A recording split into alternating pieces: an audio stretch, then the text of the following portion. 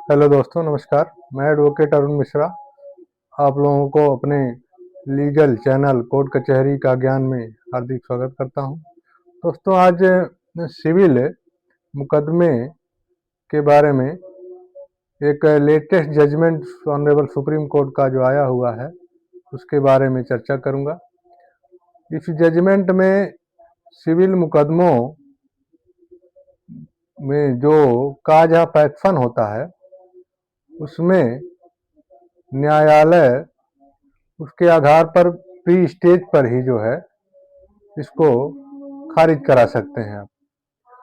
जैसा कि कुछ लोगों की आदत होती है कि फर्जी सिविल मुकदमा करके लोगों को परेशान करते हैं, तो इस मुकदमे में ऑर्डर 7 रूल 11 का एप्लीकेशन दिया जाता है और लोअर कोर्ट उसको रिजेक्ट कर देती है। तो अपीलांट हाई कोर्ट जाते हैं। हाई कोर्ट जो है उसमें फिर से सुनवाई के लिए लोअर कोर्ट को रिमांड कर देता है। फिर लोअर कोर्ट द्वारा फिर से उसको निरस्त कर दिया जाता है, ऑर्डर 7 रूल 11 की एप्लीकेशन।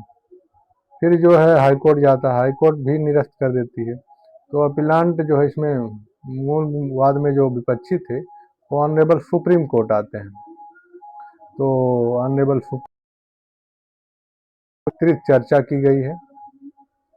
तो केस टाइटल है RBANMS educational institutions versus B Gunasekhar and others.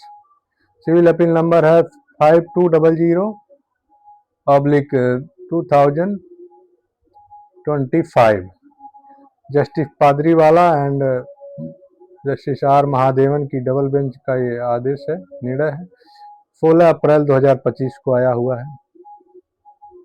इसमें एजुकेशनल इंस्टीट्यूट जो है वो 150 साल के लिए जमीन को लीज पर लिया रहता है। तो जो 1905 से कब्जे में था और 1920 में उनके नाम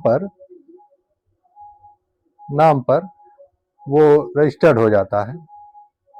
2018 में रिस्पोंडेंट ने केस किया, एक एग्रीमेंट टू सेल हुआ जो है 10/4/18 को।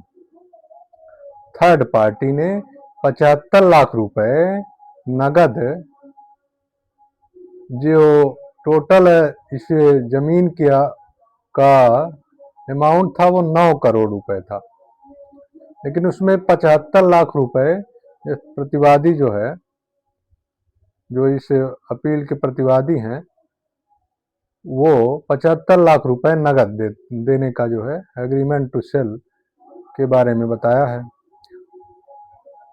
इसमें कोई काज ऑफ एक्शन नहीं है। इसमें नंबर 1, जो ऑनर नहीं है उसने एग्रीमेंट टू सेल नहीं किया, जो खरीदा उसका क्या राइट बनेगा। तो इसमें ऑर्डर 7 रूल 11 की एप्लीकेशन विपक्षी द्वारा इंस्टीट्यूशनल एजुकेशनल जो इंस्टीट्यूट था उसके द्वारा दाखिल किया जाता है। तो इसमें जो है 3-4 इशू बनते हैं। जो पहला इशू जो था, जो ऑनर नहीं है उसने एग्रीमेंट टू सेल कैसे किया और जो खरीदा उसको क्या राइट होगा। इशू नंबर 2 होता है कि क्या परमानेंट इंजंक्शन का सूट लाई करेगा एग्रीमेंट टू सेल जब वादी ना तो कब्जे में है ना ही टाइटल होल्डर है। तीसरा था, क्या दावा सेक्शन 54 TP एक्ट से बार्ड है। नंबर 4 था, क्या दावा ऑर्डर 7 रूल 11 में रिजेक्ट होगा। नंबर 5 था, क्या कैश पेमेंट 2 लाख रुपए से यदि ऊपर है तो उसके लिए इनकम टैक्स का एक्ट प्रिवेल करेगा। तो इस केस में दोस्तों कर्नाटक उच्च न्यायालय बेंगलुरु की सिविल रिवीजन संख्या 130/21 में दिनांक 2/6/22 को पारित आदेश को चुनौती दी गई। हाईकोर्ट ने ट्रायल कोर्ट के दिनांक 11/6/21 के आदेश के विरुद्ध अपीलांट द्वारा दायर रिवीजन को खारिज किया, जिसमें ऑर्डर 7 रूल 11 सीपीसी और के तहत आवेदन किया गया था। इसमें आरबीएनएमएस एक शैक्षणिक संस्थान जो 1875 में धर्मा ट्रस्ट के रूप में स्थापित किया गया और 1929 में बंगलौर के सिविल और मिलिट्री स्टेशन नगर आयुक्त द्वारा संपत्ति औपचारिक रूप से अपीलकर्ता को हस्तांतरित कर दी गई। प्रतिवादी द्वारा बंगलौर के सिविल कोर्ट में अपीलकर्ताओं के विरुद्ध ओएस नंबर 25/968/18 और अपीलांट के विरुद्ध अस्थायी निषेधाज्ञा की मांग भी की गई। यह मुकदमा प्रतिवादियों और रमेश रेड्डी द्वारा महेश्वरी रंगनाथन और उनके स्वयं द्वारा 10 अप्रैल 2018 को 9 करोड़ के विक्रय मूल्य पर निष्पादित एक कथित विक्रय समझौता पर आधारित है, जिसके लिए उन्होंने 75 लाख रुपए का भुगतान का दावा किया। समन तामील होने के बाद अपीलकर्ताओं ने ऑर्डर 7 रूल 11 सीपीसी का एक प्रार्थना पत्र लोअर कोर्ट में दिया। दोनों पक्षों को सुनने के बाद 3 जून 2020 को ऑर्डर 7 रूल 11 को रिजेक्ट कर दिया गया। हाई कोर्ट ने फिर 19 नवंबर 2020 को आंशिक रूप से इसको स्वीकार करते हुए लोअर कोर्ट को फिर से सुनवाई का ऑफर देने के लिए रिमांड किया। फिर लोअर कोर्ट ने पुनः विचार किया और 16/6/21 को फिर से उसको खारिज कर दिया। हाईकोर्ट में रिवीजन 11/6/21 को खारिज किया। फिर एससी सुप्रीम कोर्ट में इसकी अपील होती है। फिर इसके पैरा 10 में जो है देखेंगे, कथित विक्रेता का मुकदमे में पक्षकार नहीं होना और 75 लाख नगद देना, ये एक सवाल पैदा करता है।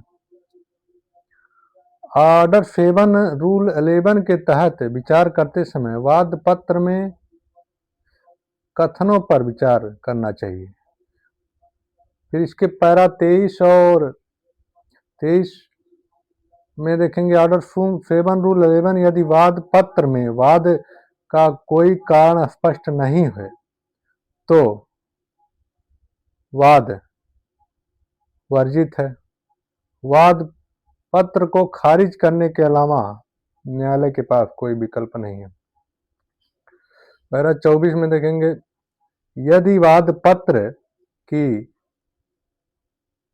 रचना चतुराई कपटपूर्ण मुकदमे के कारण होना प्रतीत हो रहा है, जो भ्रम पैदा करता है, तो इस न्यायालय को इसको तुरंत ही प्री स्टेज पर ही मुकदमे को खारिज कर देना चाहिए, ताकि फर्जी मुकदमे जल्द से जल्द समाप्त हो जाए और न्यायालय को किसी भी प्रकार से छल या धोखे से सतर्क रहना चाहिए और यह निर्धारित करना चाहिए कि किसका मुकदमा पूरी तरह से परेशान करने वाला है, प्रक्रिया का दुरुपयोग करने वाला है। हाईकोर्ट ने निचली अदालत और हाईकोर्ट के ऑर्डर को खारिज कर दिया, अपील को स्वीकार कर दिया और निर्णय की प्रति भारतवर्ष के सभी उच्च न्यायालयों को प्रेषित करने का आदेश दिया।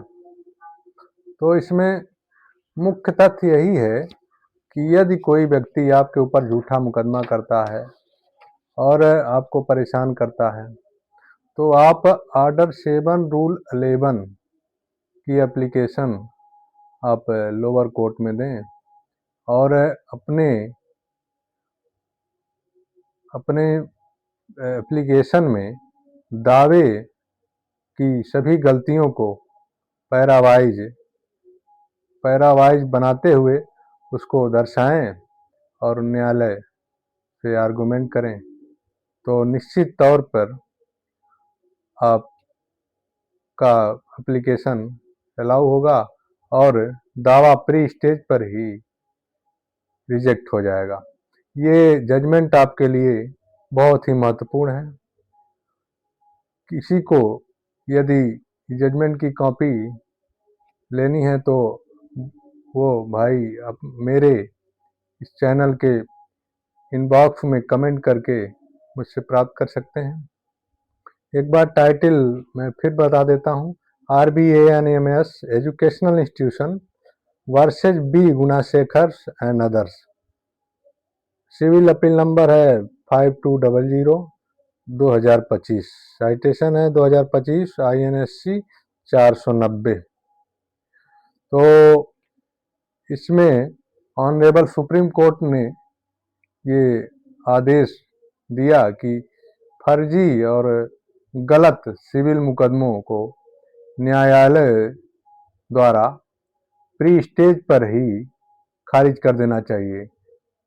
लोअर कोर्ट को ये देखना चाहिए कि वादी के वाद पत्र में काज ऑफ एक्शन कैसा है, और उसके वाद पत्र को पढ़ने से ही पता चल जाता है कि ये मुकदमा खाली परेशान करने के लिए और फर्जी और गलत आधारों पर दाखिल किया गया है। तो इस प्रकार से न्यायालय का समय भी बचेगा और किसी व्यक्ति को हरासमेंट का सामना नहीं करना पड़ेगा। तो ये बहुत ही महत्वपूर्ण जजमेंट ऑनरेबल सुप्रीम कोर्ट का आया हुआ है। तो ऐसे ही कुछ नए जजमेंट के साथ मैं अगले वीडियो में आप लोगों के समक्ष उपस्थित होऊंगा।